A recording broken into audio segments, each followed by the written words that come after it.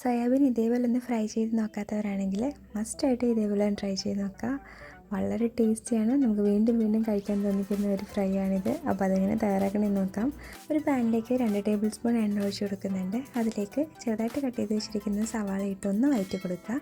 സവാള ഒന്ന് വഴണ്ടി വരുമ്പോഴത്തേനും അതിലേക്ക് ഇഞ്ചി വെളുത്തുള്ളി പേസ്റ്റ് ആഡ് ചെയ്ത് കൊടുത്ത് അതിൻ്റെ പച്ചമണം മാറുന്ന വരെ ഒന്ന് വഴറ്റി കൊടുക്കുക. ഇനി അതിലേക്ക് പൊടികൾ ഓരോന്ന് ആഡ് ചെയ്ത് കൊടുക്കാം. മഞ്ഞൾപ്പൊടി, മുളക് പൊടി, കുരുമുളക് പൊടി, അതേപോലെ മല്ലിപ്പൊടി, ഇതെല്ലാം കൂടി ഒന്ന് ആഡ് ചെയ്ത് കൊടുത്ത് ഒന്ന് മൂപ്പിച്ചെടുത്ത ശേഷം ഇതിലേക്ക് 5 മിനിറ്റ് കുക്ക് ചെയ്തെടുത്തിട്ടുള്ള സോയാബീൻ കൂടി ആഡ് ചെയ്ത് കൊടുക്കാം. ഉപ്പിട്ടാണ് കുക്ക് ചെയ്തെടുത്തിട്ടുള്ളത്.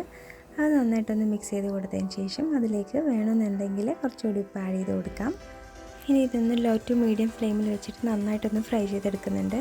ഇനി ഇതിലേക്ക് കുറച്ച് സോയാ സോസും ഗരം മസാലയും കൂടി ആഡ് ചെയ്ത് കൊടുത്ത് ഒന്ന് മിക്സ് ചെയ്തെടുക്കുന്നുണ്ട്.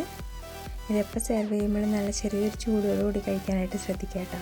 വളരെ ടേസ്റ്റി ആയിട്ടുള്ളൊരു സോയാബീൻ ഫ്രൈ ആണ്. ഇത് സെർവ് ചെയ്യുന്ന സമയത്ത് ഇതിലേക്ക് കുറച്ച് ലെമൺ ജ്യൂസും കുറച്ച് സവാള കട്ട് ചെയ്ത് വെച്ചതും കുറച്ച് മല്ലിയിലയും കൂടി ആഡ് ചെയ്ത് കൊടുത്തിട്ട് ആ ഒരു ചെറു ചൂടോടുകൂടി കഴിക്കാനായിട്ട് എപ്പോഴും ശ്രദ്ധിക്കുക. അപ്പോൾ നല്ല ടേസ്റ്റി ആയിട്ടുള്ള സോയാബീൻ ഫ്രൈ ആണ്.